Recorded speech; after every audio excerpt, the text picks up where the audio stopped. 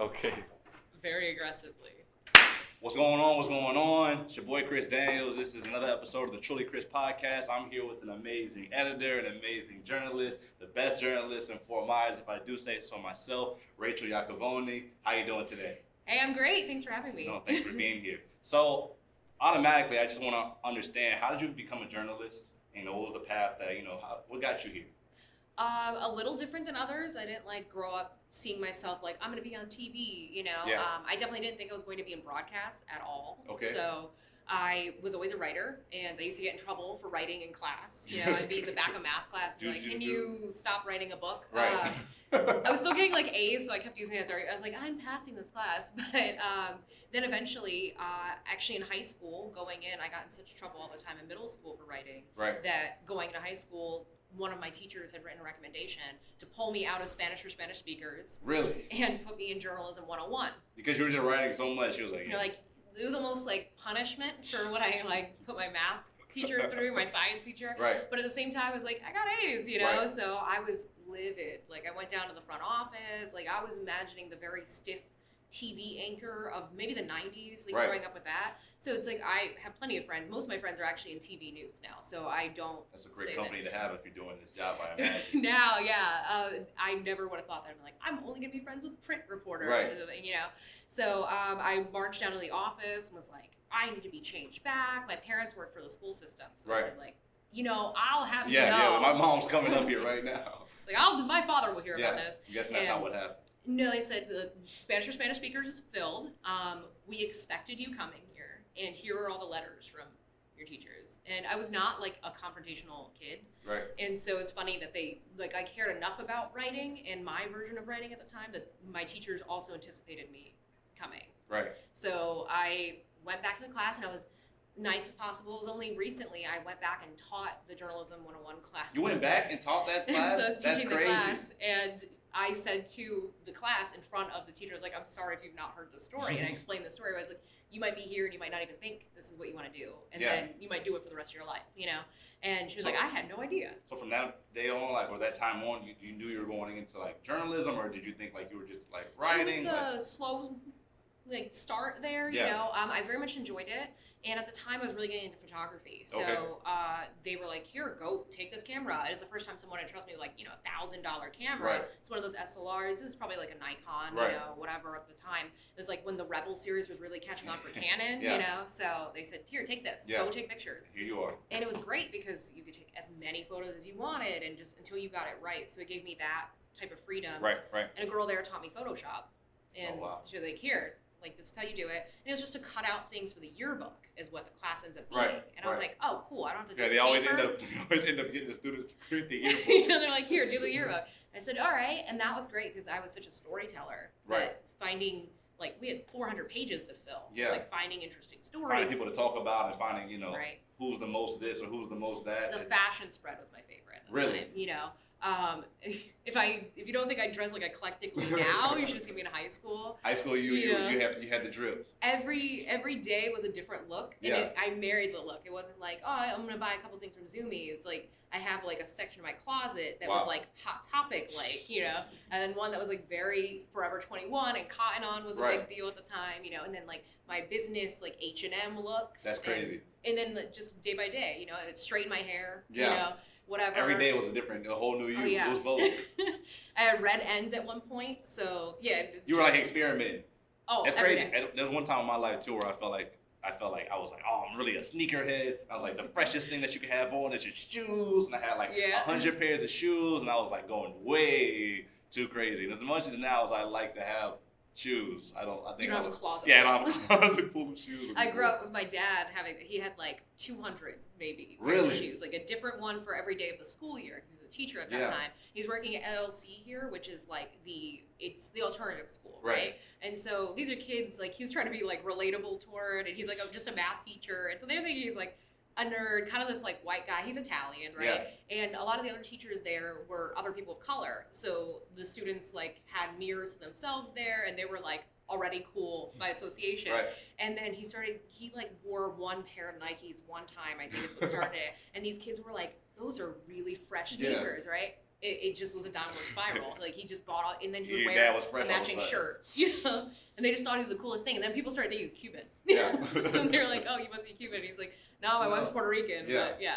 So how do you transition from being basically creating the task force for the yearbook into like getting to campus and FGCU and realizing like this is something that you're going to actually be doing? That's when I think I really decided journalism was it. Like Okay. I thought these were cool things that I could use one day, like design elements almost, and storytelling to make a book great in the future. Where I was like, I can even design my own cover, you know? But then eventually I ended up here because I wanted to go to school early to get out of high school, where it was like, I just was kind of sick and tired of high school. Unfortunately, like my school had a few tragedies, like a few kids had died and stuff. And so it was like 14 of us who decided to come here full time. So it wasn't, instead of doing Edison at the time, which now Florida Southwestern, it was going to be a couple classes. And we're saying, no, that's still a little too attached to like what had happened. Right. So instead we'll You go. want to come all the way to FGCU and go all the way. And I arrive and we're in the meeting and I'm sitting there with my mom. I'm 16 and I'm thinking I'm going to be, you know, the next novel writer. Right. And she's like, you are not going to be an English major and then work Straight at up, Starbucks. just that's not what you're doing. So I worked at Starbucks all through college, but she said you need to choose something else. And I actually test better in math because my dad was a math teacher and everything. I think that might have had some influence. Right. My mom's also great at math. They're both psychology majors. Right. And so they were kind of like, don't go into psych, probably don't go into education if No, you want to don't make go any into psych, money. it just shot me. And it's kind of like, you can't be a child of psychologists and go into psych too. There's probably something wrong with you. So I said, sure. And I thought maybe that'd be my minor. How hard was that? Like knowing that you wanted to do something at the time and them telling you like, did you feel it like, yeah, that my parents told me the right thing, or did you feel like you were being barred at the time? Do you remember? At the time, I thought I was smarter than them and that I could cheat the system. Where I'd get the journalism degree or I'd just go here and transfer. Right. You know, so I go here for 2 years and who cares what my major was? Yeah, because it's on your AA. And then I'd graduate. I was going to get my AA and then walk for high school. It's a weird system. At that age, we're always going to do something. That never ends up happening. So what did happen? I did. Yeah. But then I, at that point, already knew I liked journalism. You went into it and you were in love with it. I was in my second class here probably when it just dawned on me that eventually I was going to run out of stories to tell. I was doing all these fiction books. Right. And then what? Yeah, you know, eventually, if I didn't have a world like J.K. Rowling in my head. Yeah, or you could just write endlessly.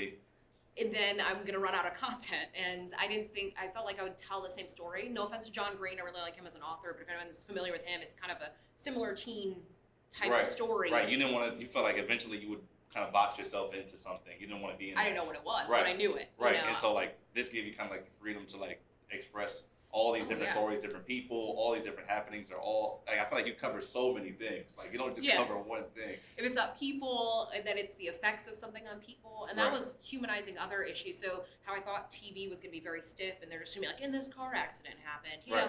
And I'm glad I don't have to do that kind of coverage. I think it does serve the community in a certain way. People do tune into these local news stations wondering, like, what happened when I passed a giant accident or whatever. Right. And that's not what I necessarily do, but blue-green algae or red tide, for example, we've been all covering that. And then you need to dig deeper. What's happening to people who have health effects from this, you know, whose backyards are on this, who can't sell their property because no one wants to deal with the recurring blooms. Right. That's just like one example of many. Did you always care about the community when you came to journalism, or did you find out more about the community and like it just kept sparking? Like what part of it were you like going into it? Like I want to cover, what's going on in urban environments, or I want to cover what's going on in politics. Did you know? I originally, as a journalist, like I was at Eagle News, the student paper at FGCU, and I was a food writer. So anyone who follows my Instagram definitely sees that. Food, sees where I began. Yeah. But from there, I started writing opinions. Someone like turned to me at the time. The editor-in-chief was Kelly Krebs, and they really wanted someone to write an opinion piece on. It had been federally decided that gay marriage was going to be legalized. Right. And they wanted the Christian perspective. So they're really trying to get like all these different clubs on campus. Like there's a Catholic RSO, there's, the Christian groups, get someone from them to basically fit a narrative that was going to be anti this, right? Maybe in a nice way, but that's kind of the go-to. Yeah. Like, we're going to have someone from an LGBT group who's going to be like, yeah, of course I'm for this. And then we're going to run it probably side by side with one of these religious organizations. And they're going to say they're not. And they're going to say, we tolerate, or whatever the term is. But, you know, everyone sins, one of those stereotypical things. We could not get anyone to say anything about this. I think because a lot of kids who are coming to school might be in a Christian organization, but they have plenty of friends who are this group. Right. So they already had an understanding. They were more than tolerant. They were okay. Yeah, they're like, okay, yeah, my religion might say this, but like, I don't, you know? And so everyone was really reluctant. So she turns me, it was on print night, so we've got maybe 6 hours until print night's gonna be pretty crazy, right? I don't miss that at all, you know, be there till like 3 a.m. But the deadline's supposed to be midnight. Right. And so it was kind of like, hey, you're Christian. And so I was raised Catholic, and I'm now Catholic again. At that time I was non-denominational, you know, and it was, please write this opinion. And I said, sure, but I don't think it's going to be the opinion that you want, you know? And so I did this deep dive into like what words meant. So every time we say homosexual in the Bible, what does this mean? In the Old Testament versus the New Testament, why doesn't Jesus ever say anything about it? This whole thing. And it was like one of the most trafficked things we ever had on the site. Right, so the opinion piece that you wrote, that's like, normally you guys are supposed to be like breaking it down to the hard facts or whatever, but you were expressing who you are and it's gaining traffic, and you're talking about your opinion of it. Right. So how to make you feel. Opinion and facts, and I think that's what, especially on campus at the time, a lot of the opinions didn't have any of the like hardcore literary analysis of the Bible attached to it. It was just like, we don't feel that way. Yeah. You were matching it up with all these different things. It went so well that they were like, we want you to keep doing this. So I did like the case for using Xmas. Because Catholics started it. So the original church started using Xmas. So you went from talking about food to now you're kind of like talking about like religious like opinion. Random things like that, politics, why youth shouldn't support Bernie Sanders, not in a bad way, but it was like in the, like this became such a movement at the time. Right. Bernie Sanders is this or that, and maybe they aren't digging into policies, like, or maybe they aren't digging into policies on the other side. Like, who's John Kasich, the one who was running for Republican side? That you might not know, and is much more of a centrist, you know. So I'm guessing that you started getting a lot more feedback from people about your opinions, though, right? Usually these are things that you might think about, you might ponder on your own. You're putting them out into the world. How's the reaction at this time? Overall, pretty good. Even the ones that were pushback. One of my favorite comments was this guy who said, well, if you say all this about homosexuality being okay, does that mean that you also believe that you can get a divorce? Yeah. Which I thought was like a very nice comment. Like, he was going full in, where he was like, well, you can't get a divorce either. And it was a very interesting like cross section of people on campus, where I thought they were to say like, oh, that's fine, this thing is fine that I do. Premarital sex was always the one that we always argued in the newsroom, you know. That is fine, but homosexuality is not, or whatever. These weird divides that happen in college. But someone was like, divorce is not fine either. And I said, yeah, technically by the word, if you're to follow it word for word, you know. And so having conversations with people like that and just saying like, yeah, technically, if you're going to take that, then literally, then that's what then it's literal for everything, and you are right, sir. Right. So it was interesting. So nothing too crazy, nothing like you felt like, man, I don't want to tell people how I feel anymore. No, it encouraged me, and anyone who had pushback, I think I forced them to think. In our newsroom, kind of felt that as a whole, because I was representing them. So it was like, well, keep writing them, because the pushback that we're getting, people are starting to realize that they don't have any legs to stand on. And then, it forced them to have a dialogue that they never had. Now they have to defend their position. They realize that their position is which is what college is all about. Right. Which is why I don't do opinions now. You know, I don't know if I even necessarily agree with all the opinions I had then, but I still, like, they're still on the website, and I don't shy away from them. I'm talking about them right now. So how did you get away from opinions? Like, being known for coming for opinions, how did you get out of that? Or the election cycle. Okay. Yeah, so I'm writing about like Bernie Sanders, John Kasich, people you might not have heard of, but are kind of like generating some buzz. Especially Kasich didn't, I don't think on like a national level did, but here on campus I kept hearing about him from like the college Republicans and things.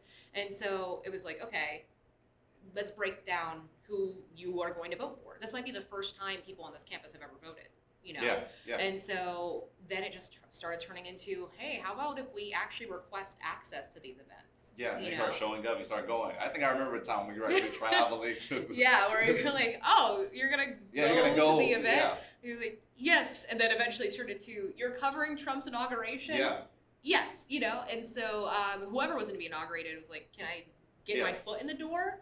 Awesome, you know. What was that experience like for you? It's an interesting one. At the time, I think like it really highlighted kind of like what people like. It's everything people thought, right? The Trump inauguration was what people assumed, and also totally not. Okay. So people had an idea, and I saw that through the lens of a bunch of students here. So the student government sent, I would say, like 7 students, okay. you know, and then other organizations sent a few. So I was with a pretty big group of these FGCU students, and I was sent to cover them. So it was Representative Byron Donalds. So he's from Naples, and he actually sponsored through an organization these students getting to go. And then he also sponsored some media. And I was like, awesome. You know, well, we arrived and we realized we don't have tickets. And so someone who was there, Ivan Rodriguez, you know him, he was in student government, right? So he calls up his cousin in the house, and he's like, hey, can you get us tickets? It's the night before, and we got like the front section. Wow. You know, and the big bus that was with us, they all had to figure it out themselves. You're in the thick of it all. And we were right there, you know. I'm looking up at one point, and like Melania's like right in front of me, you know, and we're waiting for like Trump to come down. And we're standing in freezing cold rain. You know, it was much longer of experience than people realize. You know, we started at 4 a.m. So you got to get out there, and you got to get out there. You got to get set up, right? It's not just like showing up and sitting there like shivering in a windbreaker with my recorder here, you know. But at one point, I'm talking to a lot of the students ended up being students of color, you know. So I was talking to them about what is their experience, what are they thinking in this moment, because this was kind of a turning point in U.S. history, obviously. It's probably going to be something that we're going to talk about in history books later on. Regardless of what side you're on, it shifted both sides. It's a pivotal moment. So when we're sitting there, I'm just saying, what do you feel like being literally part of history? And a lot of them want to be politicians. Some of them are already working for politicians now, you know, and they're working their way up. So at the time, though, they were very balanced in what they were saying because they didn't know what party they were going to work for. They're trying to figure themselves out. And so the responses I got from them mostly were just I'm kind of concerned. Yeah, but interested to see how it's going to go, see what's going on next. Everyone knows that kind of response. So that's all I got. And I got it from, you know, 4 people before I was like, all right, I'm done recording you guys. I'll ask you maybe after you hear what he has to say because we're still kind of waiting for him to come out. And the guy in front of me had waited because one of the girls said, are you doing this for EN or NPR, meaning Eagle News? Because she had been at that publication. I said, no, this is for NPR. And the guy in front of me turns around and he just starts yelling at me at the end. Just waited until I turn it off, and he's like, I hope there's a man here doing the real reporting, you know. And yeah, it's one of those moments where it's very nice. What do you do? Like, what do you do? You know, what can you do? That's the thing. Like, you can't when you're representing an organization. I didn't actually have ill will. I felt bad for this guy in this moment. He's clearly ignorant. He's mad at the media. He's mad that he probably doesn't have a voice. I have to think that oftentimes the people who are mad about certain coverage is because they see that us covering Immokalee is taking away from coverage of them. But it's not. But we might not know about that story. So as the media, you're taking on his ill will towards whatever may be going on. So how does I don't know where he's from. You know, there's people from around the country. He might have been not even from this country, just visiting, right? And so it's like, who knows where this man is from and what his experience is, and now he's mad at me, taking it at me. And then, yes, there's some sexist undertones to this, of like, if I wish a man was here reporting the real thing, you know, and I just, in that moment, was like, okay, so I can't really react the way I want to. Immediately, I am angry, but I do kind of talk myself down from it. And I hear out whatever he's trying to say, which is not much. Everyone there is disgusted. Well, so that's a big part of it. Is everybody else letting it happen? Are they not okay with it? You know, like.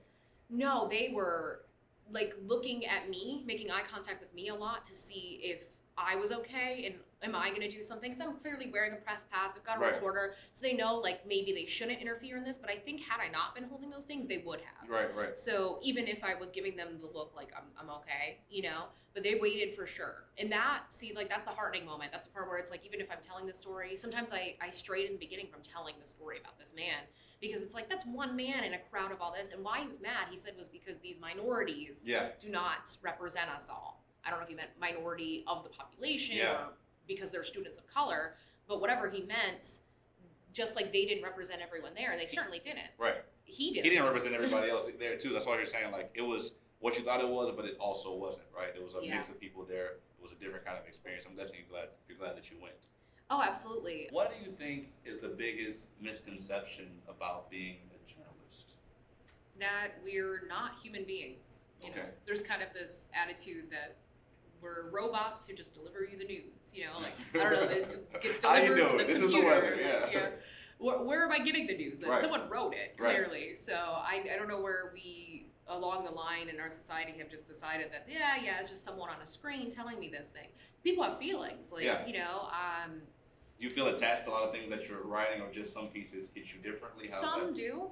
We cover a lot that are like really impactful, and I have to like detach from them to be healthy. I hate it. Like, again, my parents, like their background is mental health, and I think sometimes is it not healthy? It's not healthy to do stuff like that at all. But to do my job, I have to. But I remember distinctly after Hurricane Irma, I was actually in the Naples like Emergency Operations Center, like. I'm on air as like the sun breaks through the clouds, you know, and it's like, oh my gosh, this great moment. But then that's just the literal hurricane coverage. Now you've got to cover what happens next. You know, my family lived in the part of Collier County where the cell tower went down. So a lot of people have heard about this now, but at the time you didn't hear about it because no one knew anything about it. And when it went down for like a week, they didn't have any signal. No signal, no power. So they're just living in like complete blackness, you know. And I went out there immediately afterward because I'm here. They're in like the upper corner of Collier. So I drove over there to make sure everything's all right. The house is fine. They don't have power. And everyone's kind of antsy in the house. But they're all right. And I have to go back to the station and keep doing my job. You know? And I'm kind of thinking them here and there. But they're not the biggest concern. I know them personally almost. And I know that they can handle the situation. It was... At the end of the week, I went to Everglades City, and FEMA had finally arrived. It's been 5 days, and FEMA's finally there. And at one point, I was with someone from NPR, like National had come down. We're walking around, we've got our reporters and everything, and we're talking to FEMA, and they thought we were someone from FEMA for some reason. We're wearing like polos or something, so they think we're them, and so they're answering us like completely. And we had said, here we are from NPR, so it wasn't like we had tricked them in any way. But they said, oh yeah, we just got here, it's been like 5 days. And someone else said, what group from like the organization are you from? Way into this, like 5 minutes in. And we're like, we're not. We're here from NPR. And they're like, oh, we don't have anything else to say. It was a very strange experience because we basically, of all the outlets, by chance got them to say this because they were telling everyone else, like, oh, we've had some people on the ground, but because they thought they were talking to their own, they're telling us this. So with that in mind, we start driving around town where I was telling him I've been here before and we should go to these types of areas, and this woman just looks distraught, you know, and she is like so downtrodden. We're like, you've ever seen someone who's so sad they're like out of tears, you know? They run out of all their emotion, and like not in the daytime. I don't know if I've ever seen someone like so crisply in the light, you know. And she is walking out of her house like dragging the pieces of her house out, you know. And his name is Racehl Lewis, right? So he's the head of the Southern Bureau for us. And so Russell is in the, you know, driver's seat. He's like, we should talk to her, you know. And I was like, if she comes back out, you know, so we kind of wait. He's like, all right, I'll let you go up. And that's a nice thing, which I would have mentioned earlier, being a woman, people, not that she's a woman, but people in general, men, women are more likely to talk to me, you know. So I kind of approached her and saying, like, we're going to ask you some questions. And Russell led a lot of those questions at first. And then she was kind of like short with it. So, you know, I kind of asked some things, you know, we kind of went back and forth. But she tells us, like, she worked, you know, 3 jobs just to pay for the renovations in her house. Her husband's been working 2 jobs, and they've done this for 3 years. And they, on 4th of July, had, like, a big open, like, housewarming type of thing. Like, come check out. We got a pool for the kids. And her house filled up to the electrical outlets with water. So she's telling us this, and she's, like, apologizing, and she's crying. Her name's Jordan Mayberry. I ended up winning an award for that from AP and like the Edward R. Murrows, and it felt exploitive, like even then. And but we actually keep in contact now, and everything's fine. But I've done. That touched you though, I kept following up with her because I couldn't sleep at night. You know, I went after Everglades City. There's like a back way where I can go, basically like up, almost like I was going to Immokalee because of how far my family lives in Naples. So I went to go check on them because they still don't have any signal. It's been probably 2 days since I've seen them, and I knew they had enough water, food, and I'm checking on them, and I was telling them about the story, and they're like, that's terrible, you know, because they don't have power or anything, and they don't have water right now, but they don't have like their house filled with water. And so, you know, talking them through it, and my roof had gotten torn off in Hurricane Wilma as a child, so we knew where they were coming from, but their house was going to be gone, you know, and so it was even more like just extensive damage. So I'm driving from there back to the station. I'm about halfway back, and the red light is working and it's just, I'm sitting at this red light, and it's glowing, and I feel like I'm just staring at it forever. Yeah. You know, there's no one. There's like down trees everywhere and everything. And as I'm staring at this, it just hit me. You know, it's like I could hear her, like, you know, she said at one point, we may have lost our homes, about Everglades City in general. There's 400 homes, that's it, right?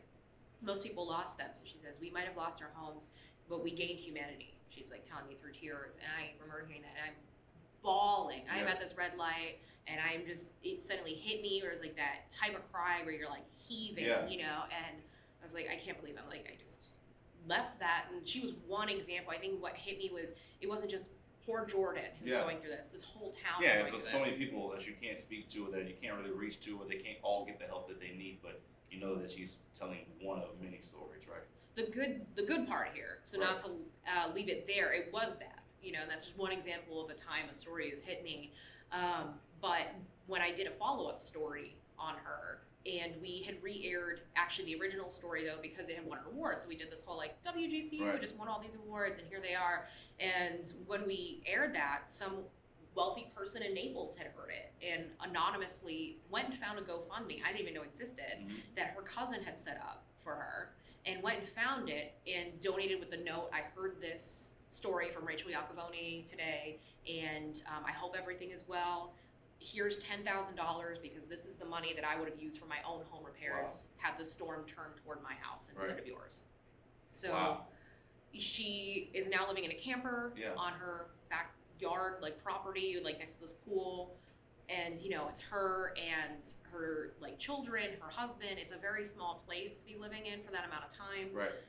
But they finally demolished the house about 2 months ago now. I just contacted her to see, but we're 19 months from it's been a long time. So I've continuously followed up with this one family. But there are definitely many stories. A couple of sources of mine have been deported. And one that really touched me was, she was a DACA student. And so she had been brought here when she was 2 years old by her parents, and when she was 19, got pulled over, didn't have a license, and so they detained her. Collier County is part of the 287G program, which means that if you were detained, you can immediately be handed over to ICE with no waiting period. And so there are multiple counties now. At the time, it was only the second in the country. So when she's detained, she's 5 months pregnant. They transfer her to Texas, and she, by the end of it, is 9 months pregnant when they send her back to Mexico. They send her back to the wrong side of Mexico than she came from. She hardly spoke Spanish. And she says when she gets there, it's this torrential downpour. The roads are filling with water, and she's sloshing through like the sewage out to here pregnant. And when her daughter is 3, flash forward, so she has the baby, and she runs into a neighbor who keeps telling you, like, your daughter looks like sickly, like gaunt, like for a child. That's strange, especially because you're feeding her enough, you know. They were thinking it was gonna be like a worm or something she had, you know. And she finally takes her to a hospital. That's a long drive. There's no doctors nearby, so she takes her to a hospital, and they are like, we're airlifting her to Monterrey, and that's far from where she is in like southern Mexico. So when they airlift her there, that's when they arrive, and they're talking to her like she already knew. They're like, well, to get rid of the tumors. And she's like, what are you talking about? And they said, your daughter has stage 4 cancer. Whoa. And she calls her mom sobbing. Her mom is still living in Immokalee, and she's like, what do I do? She goes, you have to cross the border again. Like, there's no way you're going to get the help you need for your daughter. So she crossed the border illegally, and when they detained her, she was saying, I'm trying to enact like a humanitarian visa is what they call it, where it is almost a version of asylum. Where it's like, look at my daughter, she has cancer, is the only reason I'm crossing the border. They detained her for 9 hours, and she's sitting there like her daughter's throwing up blood at one point, and she's trying to reason with people like, I'm not making it up, like, look, she's sick. She says she finally gets the guard's attention, who keeps like walking in and out. They're like, oh, I'll talk to my boss, I'll talk to my boss. And she kind of like grabs him. He's like, do not touch me. And he's like, you understand, like, do you have children? Look at her. And he seems to like in that moment realize it, looks at her daughter throwing up. And he's like, I'll be right back. He goes to the other room and comes back, has keys, lets her out, and is like, I've been the boss the whole time. You know, he kind of apologized and said like, you know, but I clearly see she's sick. They rush her to the hospital. She immediately gets treatment. The good news about this is that her daughter's 10. Wow. So she lives. That's great news. She, because of the waiting period, she had like a huge hole right here. Her eardrum blew out from an unattended infection.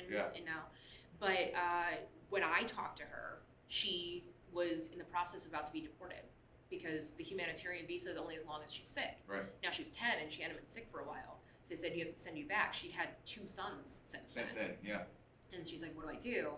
At the time, I could tell, just in the interviewing her, that her husband, or she was calling him her husband, I was assuming even then that was more like probably her boyfriend. But, you know, they've been together for a while, obviously had 2 kids, because if they had been married, she wouldn't have as much of an issue because he's the American citizen. But he kept calling her, and the way they were talking even felt like, I didn't want to assume, but I have been in these situations enough to say, like, maybe there was an abusive relationship that she was already in. And so she, you know, left. That interview was fine. She willingly surrendered. And she left, and she said she was taking her sons. And to not leave your sons with him said a lot to me, too. She recently came back. She saw my mother somewhere. She actually had my mom as a teacher at one point, you know, kind of thing. So she saw her and said, I'm back, and I'm here on a visa because of the fact that, like, he was abusive, and you can get one of those. And she's like, I just want to let you know, let your daughter know. And I haven't talked to her since. It's very hard to find her. I think she's not hiding now from the government. They know she's here, and they are fine with her being here, but now she's hiding from this ex. But those are one of those things that, you know, late at night I sometimes... You think about, those stories that people are dealing with. Yeah. Man, those are to think that, you know, just in this moment, sitting down, hearing a few of the things that you've heard and dealt with, and knowing that there's so much more, it's so ominous. And it's got to be difficult. In my life, I thought I was going to be a counselor, like I thought I was going to do therapy, but I just realized that I would never be able to take on the trauma. I wanted to work with children. I didn't think I could do it. So I think that what you're doing is, like, you know, like you said, we don't always think of journalists as human people. We're just getting the story, but you're actually, to me, you're living the story, and you're following up on the story, and you're checking back in, and so it just, for me, it makes me wonder. If somebody comes to you, 10, 15, they say, this is what I want to do, like, what do you tell them about, not only about how to get into it, but about what to expect that you wouldn't learn in a college? Because I don't know if college prepares you for that. No, not at all. I love the program here. They were great. Right. However, everything I learned, I think, was outside of the classroom. It was outside of the 4 walls, you know. They could hone in on grammar and how to write the story better, but they can't teach you how to tell a story. Right. So if someone wants to be a journalist, I usually tell them, do you like telling stories? And do you like telling other people's stories? Because you need to remove yourself from it, you know. Even now, as we're talking, it's an experience that I've had reporting on someone else, you know. Right. The ones that sit with me the most have nothing to do with me. Right. You know, I was not a DACA student. I did not have my home destroyed in the storm. And these are things you're going to have to shoulder now that were not your own. And so I definitely tell them, depending on what type of journalism you're doing, like, let's say you were to do food reporting, you know, I thought maybe I was going to do that for a long time. And that's fun, but it's also hard sometimes. There's business aspects to it. You know, sometimes you need to know money, you know. You need to be up on food trends for, like, the nation often, you know. So there's, like, there's more that goes into it than just sitting down and eating and talking about like your palates. Here, you know, this is great. I've watched Food Network a few times, right. But you need to become an expert in the type of journalism. Nowadays, there's less beat journalism. Like, you're a sports reporter, you're this reporter. Most of us are general. You know, you're going to cover everything. NPR is like an outlier. Or worse? Do you think that's better or worse? Is that better to be a jack of all these different trades, or would you rather be able to, like, really hone in and be specific?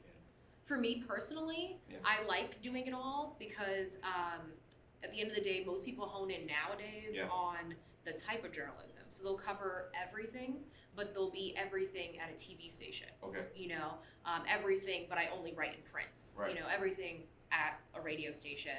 And within those segments, I think I could do all 3 of those formats. On top of that, I'm also, like, the go-to for data, you know, for a station.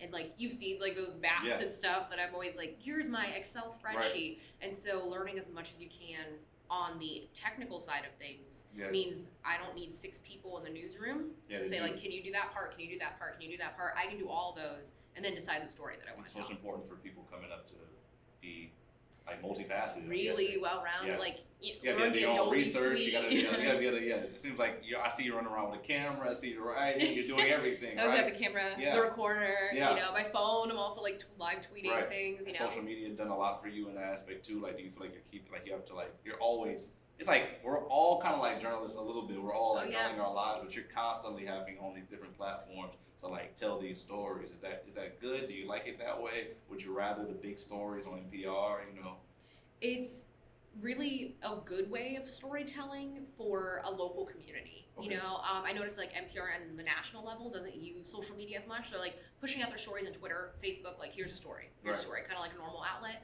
But they're not pushing as much as like Washington Post or New York Times of like, here's pictures of Trump as he's getting on a plane today. You know, those aren't happening like breaking for NPR as much, and that's good. I think. I don't think they're the outlet that we need to turn to for that. But on a local level, it's like every day there's like here's what's going on in your community that you might not know about. Like one of my friends at Wink News, actually. So they're a great example because they're a good example of local, like here's what's happening every single day, every hour of the day. They're kind of turning new stuff.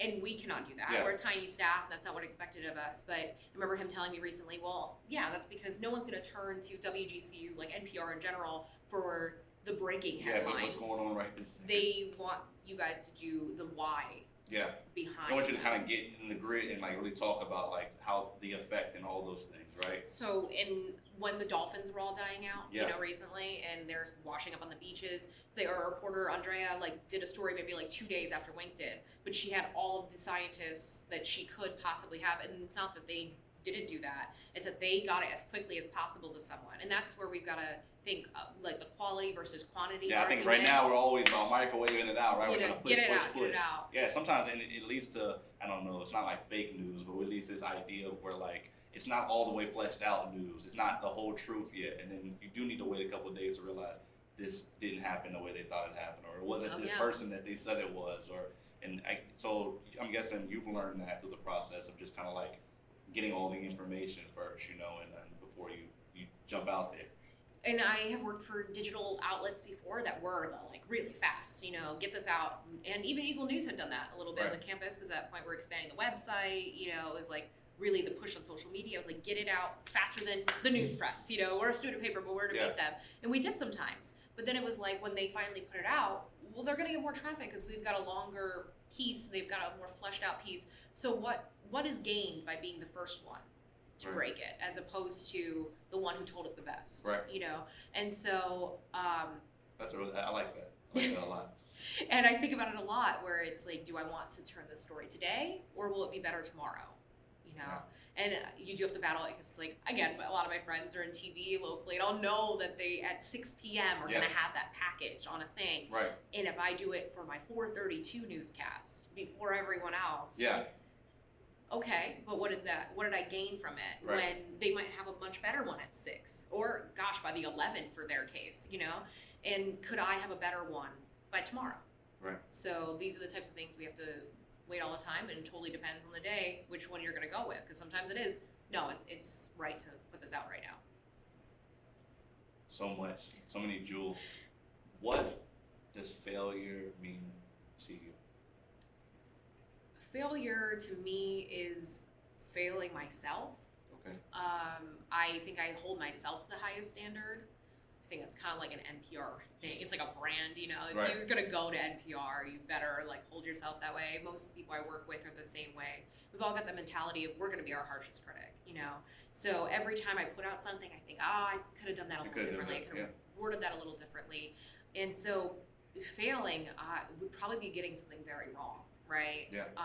That what if those crazy scenarios of that could have been that fake story with Washington Post where someone tried to trick them, you know, in the Me Too era, that's a really big one already. So let's say that woman I talked to, if I had not verified all that, and she had made up that she had been a DACA student, you know, those are really big stories that you could get very wrong.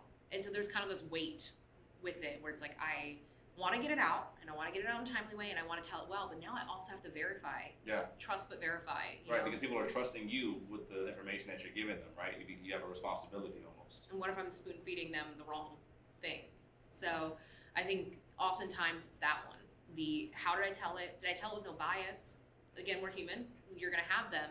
So that's also just the cross-checking. Like, someone looked this over, and then probably a second person looked this over, and how did I tell this, Especially if it involves something that I'm related to. Like I said, I did opinion articles. If it's like Christian related, that's kind of rare in my field now. But if it is, someone needs to look it over, absolutely. And probably more than one in this case. Usually it's one person can. Now it's 2-3 people maybe. And I'm always second guessing, did that play into this at all? Same thing with being Latina. Like, if it's related at all to, people even say immigration. I'm Puerto Rican. That doesn't necessarily apply to me as a U.S. citizen, but that's still something that's tangentially related to Latinos as a whole. So of course you're going to want someone to check it, because I might think that I've got all my biases in check, but they might not be. Someone might catch something that's a little different. There's so much.